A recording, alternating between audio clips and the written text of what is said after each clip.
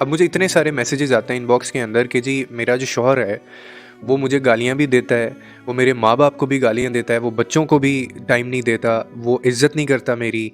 फिर वो अब्यूसिव होते हैं रिलेशनशिप, यानी डोमेस्टिक वायलेंस हो रहा होता है, डोमेस्टिक जो अब्यूज़ है वो हो रहा होता है घर के अंदर।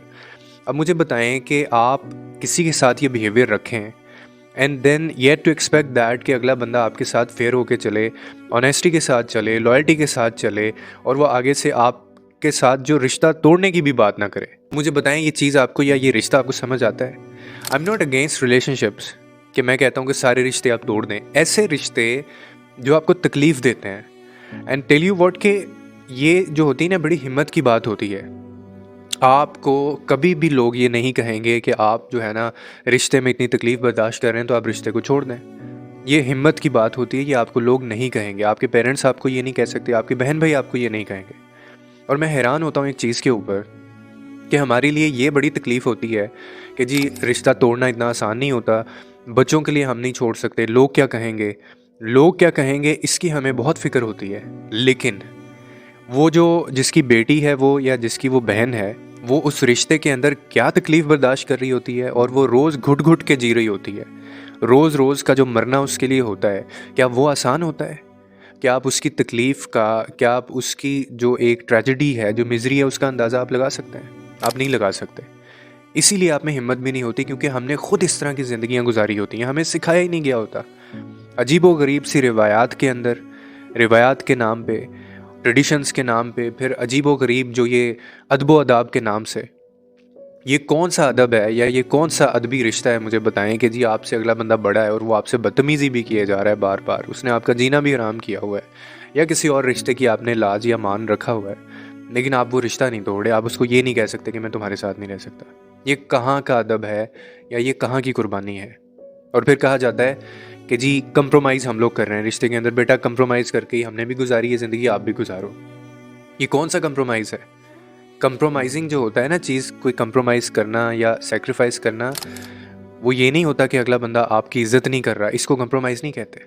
अगला बंदा आपकी तस्लील कर रहा है, वो आपको गालियाँ दे रहा है, वो आपके बच्चों की उस तरह से तरबियत नहीं करता, वो आपके बच्चों का ख्याल नहीं रखता, आपको टाइम नहीं देता, बीमार उसने आपको ज़हनी कर दिया है, आप इसको कंप्रोमाइज़ कहते हैं? ज़िंदगी एक बंदा ख़राब कर रहा है आपकी, और हम इसको कंप्रोमाइज़ का नाम दे देते हैं। कंप्रोमाइज़ ये होता है कि म्यूचुअल कंसेंट के साथ हम दोनों चलें। कभी कहीं मैंने कंप्रोमाइज़ करना है और कहीं आपने सेक्रीफाइस करना है। कभी मैं आपकी बात मानूंगा, कभी आप मेरी बात मानेंगे। This is what compromise is. लेकिन हमारे रिश्तों के अंदर, या हम जो रिलेशंस निभा रहे होते हैं, खोखले जो रिश्ते होते हैं, अज़ियत ज़दा हमारे जो रिश्ते होते हैं, उसके अंदर हम उनको कंप्रोमाइज़ कह देते हैं कि ये हम कंप्रोमाइज़ कर रहे हैं, और अगला बंदा भी हमें पागल बना रहा होता है। अब मुझे, मैं ये करता क्यों हूँ? क्योंकि आपको इससे क्लैरिटी मिलती है। मुझे इतने सारे मैसेजेस आते हैं। अभी रिसेंटली मुझे एक मैसेज आया, मुझे बड़ा आई फील सो हैप्पी, मुझे बड़ा अच्छा लगा। उन्होंने कहा, कोई लेडी थी और वो कहने लगी कि आपकी एक वीडियो से मुझे एक क्लैरिटी मिल गई है। जो 3 साल से मैं एक कन्फ्यूजन का शिकार थी, मुझे समझ नहीं आ रहा था कि मैंने ये रिश्ता चलाना है या नहीं चलाना। मैं एक ऐसे रिलेशन के अंदर थी जो एक टॉक्सिक रिलेशन था, और मैं फ़ैसला नहीं ले पा रही थी। आपकी वीडियो सामने आई, मैंने उसको देखा, और now I have come to the conclusion. मुझे पता चल गया है कि मेरी डायरेक्शन क्या है, मैंने इस रिश्ते में रहना या नहीं रहना। Clarity is everything. अब मेरा जो गिला शिकवा है वो ये होता है कि हम सारी ज़िंदगी 20-20, 25-25 साल हम गुजार देते हैं, हमें क्लैरिटी नहीं मिलती कि हमने ये रिश्ता निभाना है या नहीं निभाना, हमने इस रिश्ते को तोड़ना है, इसको चलाना है या नहीं चलाना।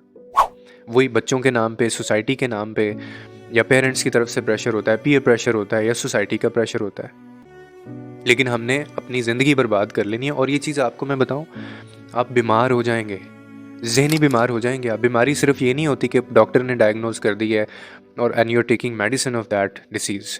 ये भी एक बीमारी है, और ये ज़्यादा ख़तरनाक बीमारी है। ये आपको भी बीमार करेंगे रिश्ते, आपके पिछलों को भी कर देंगे, आपके बच्चों को भी कर देंगे, क्योंकि वो खुद एक शख्स बीमार होता है। टॉक्सिक बंदा नॉर्मल नहीं होता, उसको आप ठीक नहीं कर सकते, आप उस रिश्ते को नहीं निभा सकते। अगर 1% भी आपके अंदर विल है ना, 1% भी अगर आपको लगता है कि आप सरवाइव कर सकते हैं, मेक अ डिसीजन लें। अगर आप फैसला नहीं लेंगे ना, तो सारी ज़िंदगी आप इसी तरह से गुजार देंगे। और एक बंदा जो खुद इसको फिर कंप्रोमाइज़ नहीं कहते, या आप अपनी इज्जत नहीं कर रहे होते, you are not being honest with yourself, आप अपने साथ ऑनेस्ट नहीं हो रहे। और फिर जो बंदा अपनी इज्जत करना ना जानता हो और अपनी इज्जत करवाना ना जानता, उसने क्या ज़िंदगी गुजारनी है। इसीलिए और यही यही इनको कॉन्फिडेंस होता है। इसी वजह से ये सोसाइटी हमारी इतनी ज़्यादा बिगाड़ का शिकार है। इसीलिए आज हमने चीट को, बिट्रेयल को, एक्स्ट्रा मैरिटल जो अफेयर्स होते हैं, धोखे को, हमने इनको एक्सेप्ट कर लिया इस चीज़ को। और बल्कि ऐसी ऐसी चीज़ें मैं आपको बता नहीं सकता हूँ कि किस हद तक ये चीज़ें बर्दाश्त की जाती हैं और कहा जाता है अपने मुंह से कि तुम्हें ऐसी ज़िंदगी गुजारनी पड़ेगी। तो इसीलिए इन चीज़ों से, इन रिश्तों से बाहर आएँ। मकसद मेरा हरगिज़ ये नहीं होता कि आप जो है वो रिश्तों के अंदर आके उन रिश्तों को तोड़ दें, अगर आपकी 2-3 कोई रिक्वायरमेंट्स हैं वो अनमेट हैं। बल्कि अगर वो रिश्ता देखें आपकी तकलीफ़ का बायस बना हुआ है, अगर वो रिश्ता आपकी बीमारी की वजह बन गया है, तो फिर आपको कोई ना कोई फ़ैसला लेना है। Otherwise rest of the life आपको ये गुजारनी पड़ेगी। और आप फिर अपने बच्चों को क्या सिखा रहे हैं? इनडायरेक्टली, गैर महसूस तरीके से आप उनको ये मैसेज दे रहे होते हैं कि बेटा तुम्हारे साथ भी यही कुछ होना है। मुझे बताएं कि अब्यूसिव पेरेंट है या एक वायलेंट किस्म का पेरेंट है, बाप है, उसका बच्चा नॉर्मल ज़िंदगी गुजार सकता है? एक बेटी जिसने अपनी माँ को इस तरह देखा हो, क्या वो बच्ची का ये माइंडसेट होगा कि वो अपने लिए बोलेगी, अपने हक के लिए कभी खड़ी होगी, जितनी मर्जी पढ़ी लिखी हो? तो हम लोग ये देखें कि हम लोग उन बच्चों को क्या विटनेस करवा रहे हैं, हम उन बच्चों को क्या दिखा रहे हैं। ये उनकी सेहत के लिए भी ख़राब है, उनके दिमाग के लिए भी ये चीज़ ख़राब है। तो it's not just about you, बल्कि ये इसमें बहुत सारी लोग इन्वॉल्व होते हैं। ये नस्लें होती हैं आपकी जो तबाह कर रहे होते हैं आप। अगर आप नहीं बोलेंगे, अगर आप फ़ैसला नहीं लेंगे, अगर आप लोगों का सोचेंगे, अगर आप पेरेंट्स का सोचेंगे, अगर आप फैमिली का सोचेंगे, तो फिर आप इसी तरह से ज़िंदगी गुजारेंगे। फिर इसको आप मान लें कि आपने यही ज़िंदगी गुजारनी है जिसमें आपकी कोई इज़्ज़त नफ्स नहीं है। और इस चीज़ को भी मान लें कि आपको इज़्ज़त करवानी भी नहीं आती। सो आई होप आपको इस वीडियो से कोई ना कोई अंडरस्टैंडिंग मिली होगी। लोगों के लिए आसानियाँ पैदा करें। और सिर्फ़ एक ज़ात है जो आपको सुकून दे सकती है, वो खुदा की ज़ात है। मेरी ये जो तमाम वीडियोज़ होती हैं ना, आई नो आपको बड़ी अच्छी लगती हैं, बड़ी मोटिवेट करती हैं और आपको अच्छा लगता है जी, आप कहते हैं मैं बड़ा अच्छा बोलता हूँ। लेकिन इम्प्लीमेंटेशन, एग्जीक्यूशन किधर है इन बातों की, इस मोटिवेशन की आपकी लाइफ में? और इन सारी बातों को, इन सारी वीडियोज़ को अल्लाह के साथ कनेक्ट किया करें। जो बंदा अल्लाह के साथ जिसका कनेक्शन स्ट्रॉन्ग नहीं है ना, वो ज़िंदगी में हमेशा बेसुकूनी उसके रहेगी, बेचैनी उसके रहेगी, उसके रिश्ते ख़राब रहेंगे। वो मेंटली जो बंदा है वो इल हो जाएगा, बीमार होगा वो।